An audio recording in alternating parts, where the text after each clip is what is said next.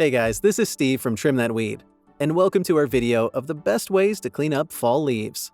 The first thing is to choose your leaf cleanup tool, and we have a rake. The rake will do an excellent job at getting the leaves, grass clippings, and twigs off of your yard, but it's no secret that it's hard work and it can bring strain to your back.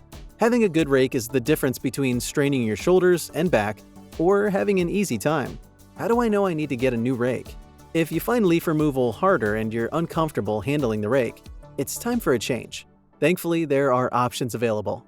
Foam cushioned handles prevent hand and wrist injuries, as well as blisters. These are handy if you're working over rugged terrain.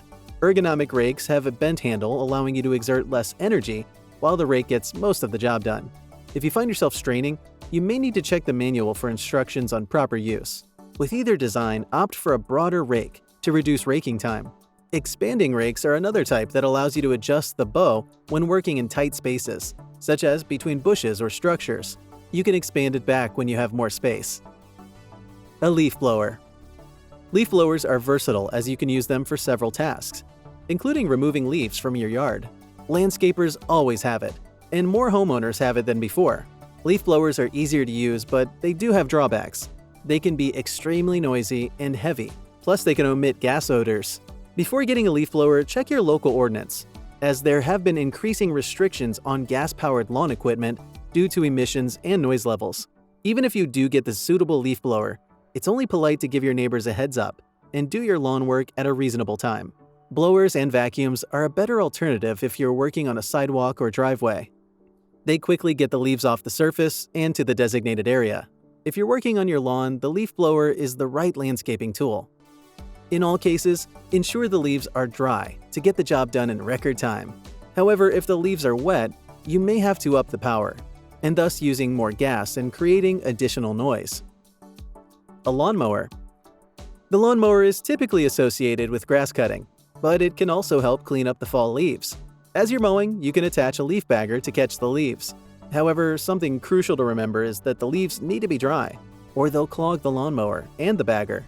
Once the leaves are in the bag, you can take them to the mulch or compost pile. Some lawnmowers have a mulch function that cuts the leaves into tiny pieces. It's not an inconvenience if they do so. The leaves act as a natural fertilizer once they begin decomposing, which will help the grass get through fall and winter. What's excellent about mulched leaves is that it helps grass clippings undergo their cycle of dying and growing. As the leaves decompose, they form microorganisms that absorb into the soil to enrich it further. What do I do with the leaves? Consider not leaving the leaves on your curb for picking up once the leaves are in a pile. Leaves are highly undervalued. When they decompose, leaves contain high nutrients, which is just what your soil needs since leaves are organic. So, think of those molding golden brown leaves as nature's fertilizer. The most uncomplicated approach to access the nutrients is putting the leaves in a far corner and letting them sit undisturbed for 6 to 12 months to decompose fully. Some use green garden waste to speed up the process. You'll have a leaf-based soil amendment perfect for enriching the soil before planting. As you start using the leaf compost, start from the bottom of the pile as that's the most nutrient-rich. The other way is putting your leaves in yard bags. These bags are composed of a sheet or tarp, making it easier to transport the leaves to a compost or mulch pile. The leaf compost can be mixed with soil or used as soil itself for seedlings. If you choose to mulch, spread the mulch leaves over your grass for additional nutrients immediately after. Shredding the dry leaves is another way to make mulch. Only be sure to moisten it before putting it on your lawn, as the wind will carry it. That's all for today. Thanks so much for watching, and let us know which video you would like to see next from us. Until next time, bye!